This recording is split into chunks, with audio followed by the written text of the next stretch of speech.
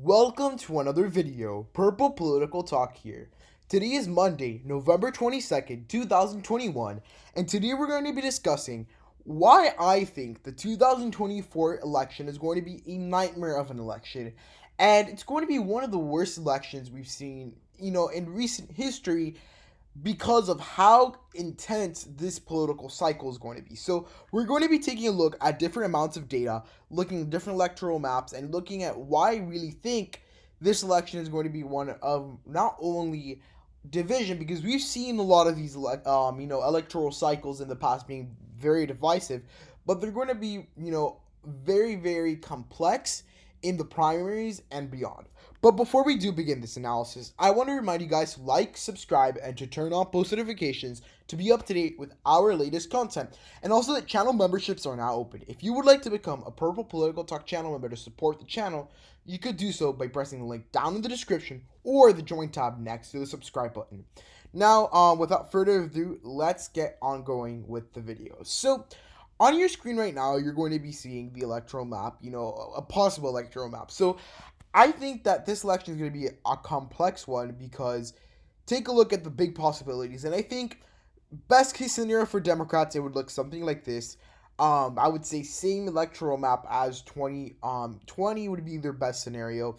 Compare that to the Republicans have a lot of room to make gains now that the Biden administration is slightly more unpopular. And that's the first thing.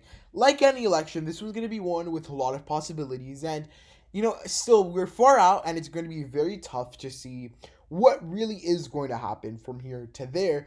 But I think one of the things that we can say, generally speaking, is this election is going to be a lot easier for Republicans to make certain gains across many different states than the Democrats. Of course, it's always going to be easier to be on the offensive than to be defending. Defending in politics is one of the hardest things to do. And of course, when you're the incumbent party, you're going to be facing those challenges.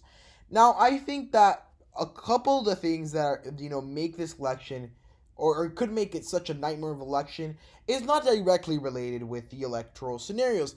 There's always the possibility that we see a 269 to 269 scenario, which of course it won't be a super thing that would make the country more united. It's going to be a very divisive scenario. I think that what I'm more referring to when it comes to a nightmare scenario in 2024 is candidate choice, primaries, and the general division that could be caused by this election, more than the 2020 election.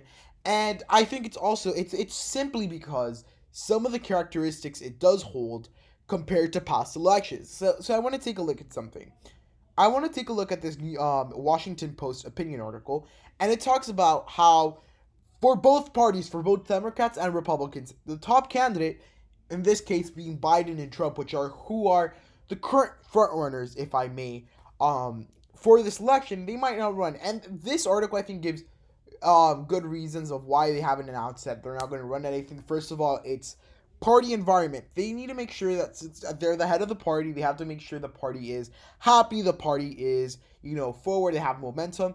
And by them announcing that they're not going to run, I think it's something that's going to make the election more interesting, because I think that if these candidates, stay and say that, oh, they are going to run and they don't end up going, we're going to have a very tough primary season. I think that the primaries are going to be something that is going to be very difficult. If we take a look at the Democratic primaries, at this point in time, yes, we could say that Kamala Harris likely will be the Democrat who will end up being the nominee. And if we take a look at these polls, I think that becomes apparent. Now, my question is, taking a look at who else? I mean, Kamala Harris is part of the Biden administration who currently holds the big unpopularity that comes with being in the White House. It's a lot of different things that add up to this. And, Biden approval-wise, he's not doing so great.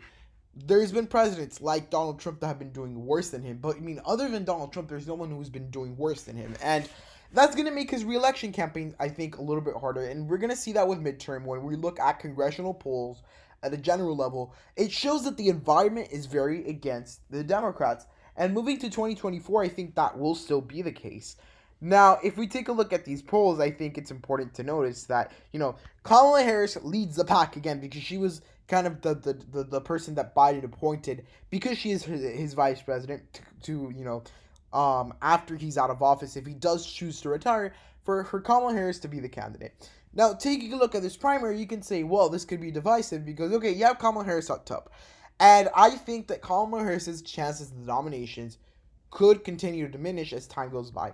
If we look down here, if we show more polls, if you go further back, we see how, she went from having plus 34, plus 22, to now we're looking at plus 13. She's certainly diminishing. And within all of this, I think it's going to be a very tough and divisive campaign. And I think that primary-wise, I think that this campaign is going to be similar to 2016. And I think other than the fact that, Hillary Clinton was all along expected to run for that campaign, I think it's going to be very similar to 2016. And I think it's going to be something sort of similar in the Republican side. I think that neither Biden or Trump will run for this election. Right now, they're not saying it, but at some point, they're going to have to announce it. Take a look at the Republican side. There is a huge field, and I honestly think that any of these candidates could have a good shot.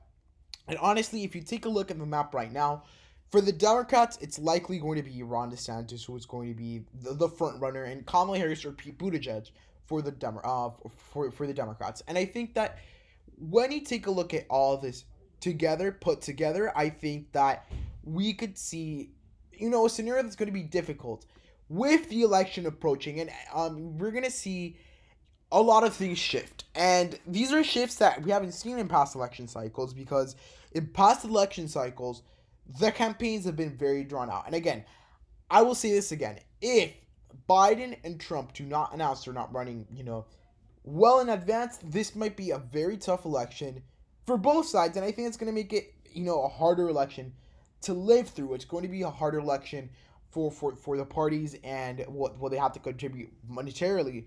All of these different factors that make an election, they're going to be tougher if Trump and Biden do not announce they're not running. And at this point in time, who knows what is to come in 2024. The environment could be very good for the Republicans as it is now. Maybe the Democrats can make some gains back. But I think that 2024 will be a very tough election for both parties if, they cannot, make sure they have a plan or kind of a front runner, a vision of what's going to happen. And at this point in time, as I see it now, that is what we're seeing currently. So I will be making some more videos regarding the 2024 presidential election, as well as the 2022 midterms coming up soon. So make sure you guys are tuned in to make sure you guys hear what I have to say about those elections. And I hope you guys liked the video. If so, please give it a huge thumbs up, like, subscribe, and turn on post notifications to be up to date with our latest content. Again, thank you guys so much for watching, and goodbye.